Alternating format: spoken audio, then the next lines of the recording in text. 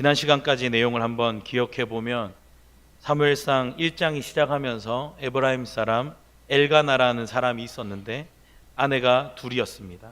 한 명은 한나, 한 명은 브닌나인데 브닌나에게는 자식이 있고 한나에게는 없었습니다.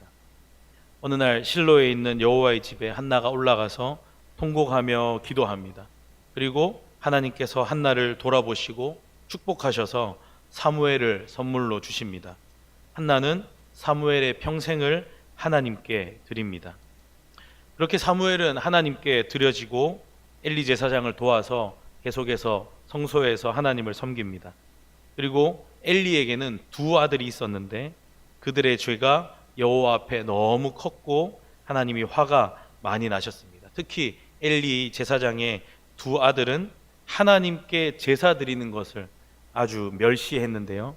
하나님께 드릴 제물을 마음대로 취해버렸고 심지어는 회막문에 수종드는 여인들과 동침까지 하는 심각한 범죄를 저지르기도 했습니다.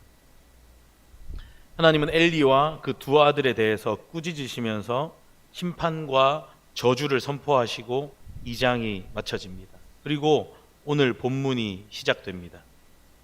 오늘 본문 1절에 보니까요, 아이 사무엘이 엘리 앞에서 여호와를 섬길 때에는 여호와의 말씀이 희귀하여 이상이 흔히 보이지 않았더라 하는 말씀으로 시작합니다. 하나님이 사랑하시는 아이 사무엘은 나이는 아주 어렸지만 하나님과 제사장을 아주 잘 섬긴 것 같습니다. 어릴 때부터 훈련을 아주 잘 받고 나중에는 크고 중요한 일을 맡아서 충성하게 되는데요. 사무엘이 잘 순종하면서 섬기던 그때 그 시대는 하나님의 말씀이 희귀해서 이상이 흔히 보이지 않았다고 오늘 본문은 말씀하고 있습니다. 이상은 신령한 계시, 예언, 묵시, 신령한 꿈 이런 의미를 가지고 있는데요. 하나님이 자신의 뜻을 보여주시는 계시의 수단을 말씀합니다. 보통 하나님이 특별하게 선택하신 그런 사람들이나 제사장 또는 선지자들에게 그런 걸 주시는데 하나님께서 이 이상을 통해서 백성들을 인도하시기도 하고 경고하시기도 하고 용기를 주시기도 하고 지시도 하시고 소명을 주십니다. 미래의 일을 알게도 하시고 모든 것을 알게 해주시는 빛과 같은 그런 게 이상이라고 볼 수 있습니다. 그런데 아이 사무엘이 자라는 이 시대에 그런 이상이 없었다고, 흔히 보이지 않았다고 말씀합니다. 이건 하나님과의 관계가 끊어졌다는 것도 의미합니다. 오늘 본문 말씀을 잘 살펴보면 여러 가지 반대되는 표현들이 계속 보이는 것 같습니다. 여호와의 말씀이 희귀하여 이상이 흔히 보이지 않는데 또 엘리의 눈도 점점 어두워져서 잘 보지 못하고, 그런데 3절에 보니까 하나님의 등불은 아직 꺼지지 아니하였고 사무엘은 하나님의 궤에 있는 여호와의 전 안에 누워 있었더니라고 보이지 않는 것과 엘리의 눈이 어두워져 가는 것, 그리고 하나님의 등불은 꺼지지 않았고 거기에 사무엘은 누워 있는 이런 것들을 서로 잘 반대되는 표현으로 비교하면서 보여주고 있습니다. 사랑하는 여러분, 성도인 우리는 엘리 제사장이 점점 눈이 어두워지면서 자신과 자신의 아들들의 일과 죄를 제대로 알지 못하게 된 것처럼 우리는 어리석어지면 안 됩니다. 항상 깨어 있어서 우리를 돌아보고 혹시 하나님과의 관계가 끊어졌는지, 하나님을 등지고 있지는 않는지 잘 돌아봐야 합니다. 사랑하는 여러분, 우리가 하나님의 말씀 말고는 지혜로워질 수 있는 방법이 없는 줄 기억하시기 바랍니다. 말씀에서 멀어지면 죄와 유혹을 싸워 이길 수 없을 만큼 우리의 영혼이 약해지고 하나님의 백성으로서의 삶을 더 이상 살아갈 수 없다는 것을 반드시 기억하시기 바랍니다. 오늘 본문에 나오는 하나님의 등불은 아직 성전이 세워지기 전이라서 실로에 있는 성막의 성소 안에, 그러니까 떡이 놓여 있는 진설병상의 맞은편에 놓여 있는 금 등잔대에서 비추는 그 불빛을 말씀하는 겁니다. 이것은 매일 아침부터 저녁까지, 저녁부터 아침까지 계속해서 불을 켜두는데요.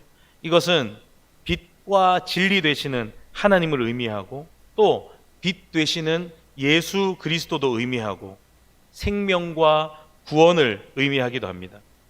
이게 이 당시에 꺼지지 않았고 사무엘이 거기 누워 있었다고 말씀하십니다. 하나님이 어둡고 타락한 그 시대, 말씀이 희귀하고 이상이 흔히 보이지 않던 그 시대에 꺼지지 않는 소망을 비춰주신 줄 믿습니다.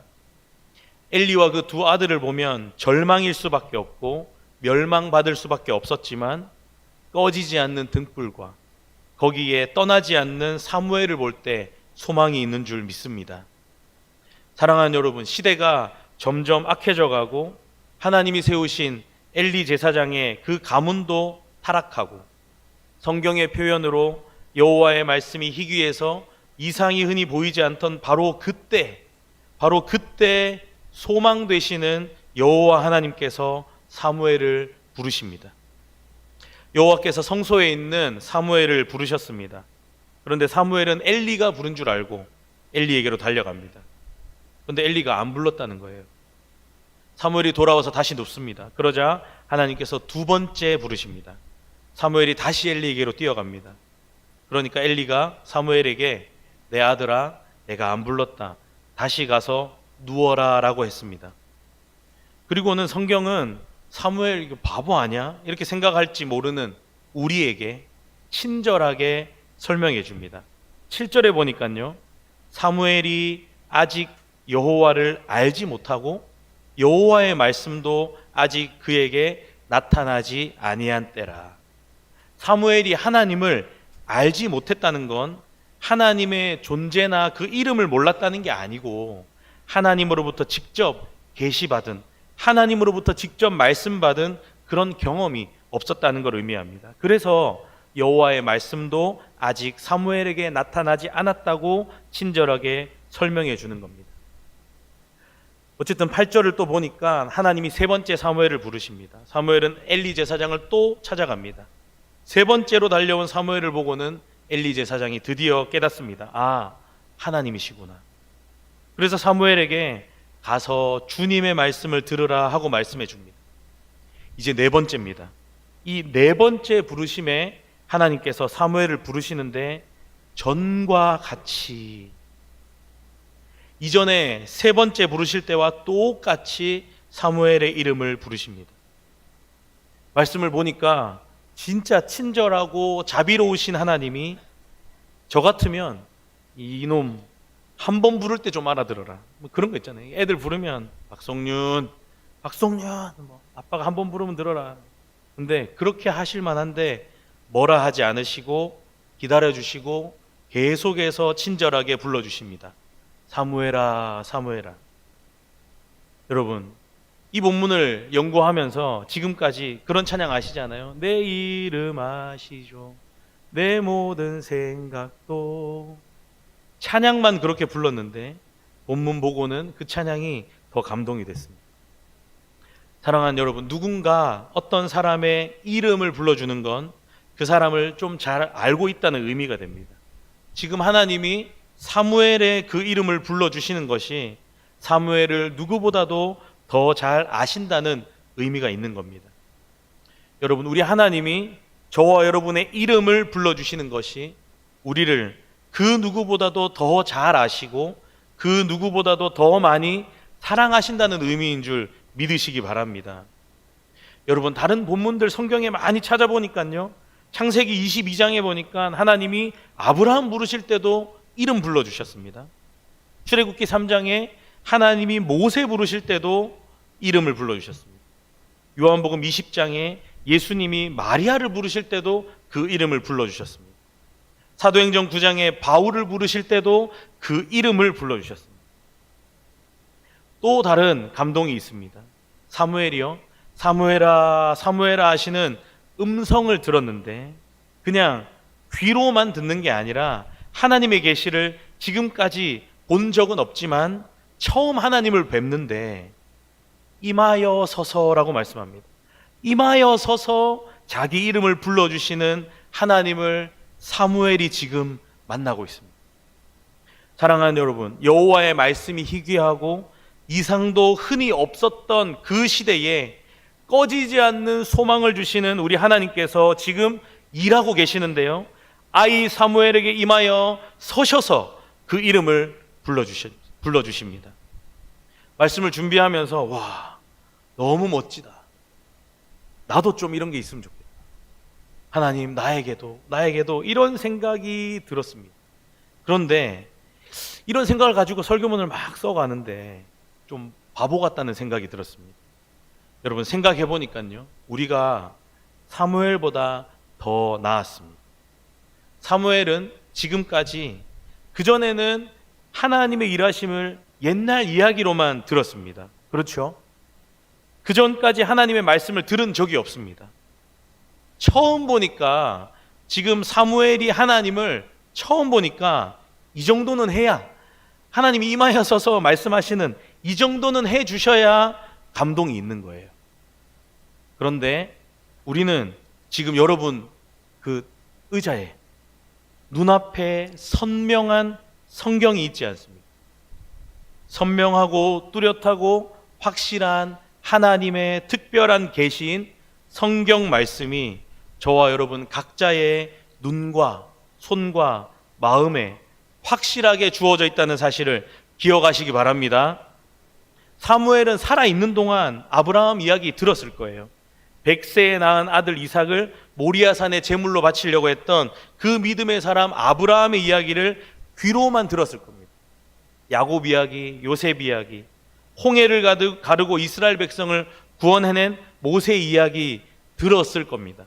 이러한 이야기들을 들었을지는 모르지만, 귀로 들었고 사람들의 이야기로 다 들었을지 모르지만 사실 확실하지 않았을 겁니다.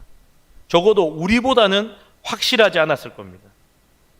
사랑하는 여러분, 사무엘에게 하나님이 직접 나타나셔서 직접 말씀해 주신 것만큼이나 아주 확실하고 분명한 계시이고, 아니 더 분명하고 선명한 계시의 그 말씀이 우리의 손에, 우리 앞에 있다는 것을 믿으시기 바랍니다. 계시가 뭡니까?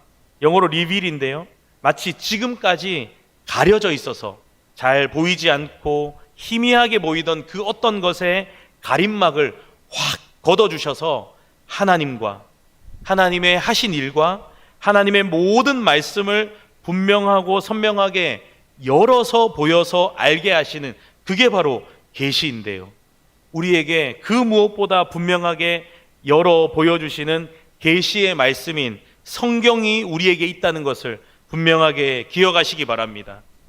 그리고 우리 손에 성경이 있다는 것을 감사하시고 감격하시고 확실하게 붙드시기 바랍니다.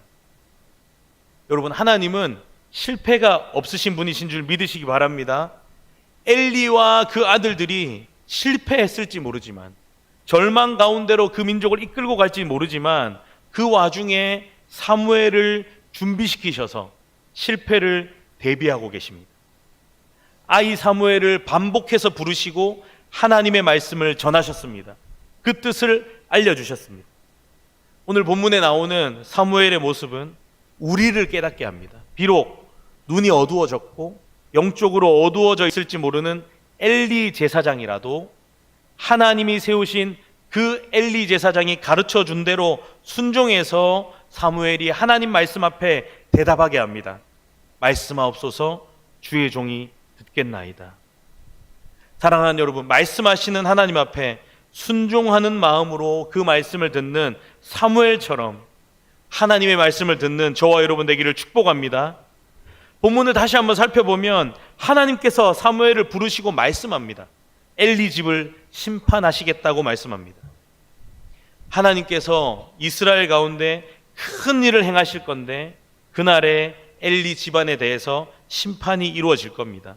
엘리의 죄는 제사장인 아들들이 지은 죄와 행동을 알았으면서도 꾸짖지 않고 못하도록 하지 않은 것이랍니다. 그 죄는 재물로도 예물로도 영원히 속죄함을 받지 못할 정도로 크고 무서운 것이라고 말씀합니다. 하나님이 말씀하셨기 때문에 피할 수 없습니다. 사랑하는 여러분, 여러분은 예배 때마다 듣는 말씀을 통해서 어떤 것을 듣고 깨닫고 계십니까? 때로는 마음이 불편하고 힘들지 모르지만 우리 하나님의 말씀을 통해서 거룩하신 하나님의 그 거룩하시고 공의로우심에 의한 확실한 심판을 깨달아야 되는 줄 믿습니다. 반드시 심판이 있다고 성경은 우리에게 말씀합니다. 우리는 심판하시는 하나님을 기억하고 두려워하고 죄와 싸우고 예수님의 십자가와 은혜를 항상 의지하고 살아가야 되는 줄 믿습니다. 여러분, 오늘 우리는 아이 사무엘에게 말씀하시는 말씀을 계속 살펴보고 있습니다. 오늘 말씀을 통해서 사무엘이 살던 시대를 바로 알고 지금 이 시대를 비교할 수 있는 눈이 생겨나기를 바랍니다. 여러분, 사무엘이 살던 시대, 사사시대 마지막에 말씀이 희귀해졌습니다. 이상이 보이지 않았습니다. 그래서 사람들이 그저 그렇게 살았습니다. 그런데 하나님은 그 사람들을 그냥 그렇게 내버려 두지 않으셨습니다. 어린 사무엘을 세우셔서 하나님의 구원 역사를 시작하십니다. 말씀을 사무엘에게 주십니다. 여러분, 그냥 보면 특별한 어떤 기적을 일으키시지 않고 말씀을 사무엘에게 주신 게 좀 초라해 보일 수 있습니다. 별거 아닌 것처럼 보일 수 있습니다. 그래서 우리는 늘 하나님께 말씀 말고 다른 거 달라고 할 때가 많습니다. 하나님, 말씀 말고 다른 거, 그냥 내 눈에 보이는 내 병 좀 고쳐주십시오. 하나님, 설교 말고 다른 거, 지금 내가 어려우니까 그냥 돈 좀 주십시오. 성경 읽는 거 말고 우리의 좀 잘 되는 거, 내가 좀 좋은 직장 가는 거, 이런 거, 당장 내 눈앞에 보이는 뭔가 신기한 능력 좀 주십시오. 이렇게 우리는 때를 쓸 때가 많습니다. 그런데 아무리 여러분이, 제가 그렇게 말해도 하나님이 또 말씀 주십니다. 왜 그런지 아세요? 그 말씀이 천지를 창조하신 능력의 하나님의 말씀이라서 그렇습니다. 태초에 혼돈과 공허로 가득 차 있던 이 땅에 하나님이 말씀으로 천지를 창조하셨다는 걸 기억하시기 바랍니다. 딱 한마디, 빛이 있으라 하시니까 빛이 있었답니다. 작고 초라해 보이는 말씀 한마디지만 하나님의 그 말씀 한마디로 온 세상의 모든 어두움이 물러간 줄 믿으시기 바랍니다. 뿐만 아닙니다.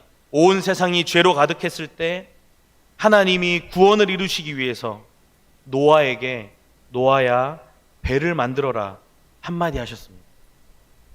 그렇게 구원을 받았음에도 불구하고 또 바벨탑 쌓고 죄가 퍼져갈 때 다시 구원을 이루시기 위해서 하나님이 한 사람, 아브라함을 부르셔서 아브라함아, 너는 본토 친척 아비 집을 떠나라 말씀하셨습니다. 그렇게 말씀으로 믿음의 사람들을 부르시고 일하신 줄 믿으시기 바랍니다. 애굽에서 종살이 할 때는 어떻습니까? 하나님의 백성을 구원하시기 위해서 80이 넘은 모세 할아버지를 말씀으로 부르셨습니다. 여호수아는요, 두려워하지 말아라, 놀라지 말아라, 모세랑 내가 함께 했던 것처럼 너와도 함께 할 것이다, 약속의 땅으로 들어가라 하고 말씀하셨고 그대로 이루신 줄 믿습니다. 지금 사사시대도 마찬가지입니다. 당시에는 보잘것없고 좀 장애가 있어 보이고 막대기 하나밖에 가진 것 없는 그런 사사들일지 몰라도 초라해 보이는 그 사사들에게 말씀 주셔서 말씀으로 부르시고 기적을 일으키신 줄 믿습니다. 사랑하는 여러분, 우리 하나님께서 세상의 창조 때부터 말씀으로 창조하셨고 계속해서 말씀으로 일하고 계신 줄 믿습니다. 요한복음 1장 1절이 우리에게 뭐라고 말씀합니까? 태초에 말씀이 계시니라. 그래서 말씀이신 그 예수 그리스도를 이 땅에 보내시고 죄 때문에 사망과 영원한 심판이 예정되어 있던 저와 여러분을 십자가와 부활로 건져 구원해 주시고 성령 하나님을 보내주셨는데, 그래서 우리를 인도하시는데 우리를 어떻게 인도하십니까? 말씀으로 빛을 비춰서 인도하는 줄 믿으시기 바랍니다. 그러니까 저와 여러분에게 말씀이 분명하게 들리는 영적인 눈과 귀가 확실하게 열려지기를 축복합니다. 제가 가끔 요즘 코로나 지나고 영상으로 예배 드리는 사람들 많지 않습니까? 영상으로 이렇게 실시간 중계하는 그런 거, 다른 교회 상황을 살펴보면 예배당 구석에 앉아서 끝까지 휴대폰 보고 계시는 분들, 막 옆에 사람하고 막 웃으면서 막 그래요. 시작부터 끝까지 말씀을 듣지 않고 주무시는 분들. 저희 교회가 아니고. 그러시면 안 됩니다. 말씀이 들려지도록 기도하셔야 합니다. 그래야 살아나는 줄 믿습니다. 오늘 말씀을 기억하시면서 말씀으로 생명을 얻고, 말씀으로 새 힘을 얻고, 말씀으로 승리하며 살아가는 우리 모두가 되기를 간절히 바랍니다.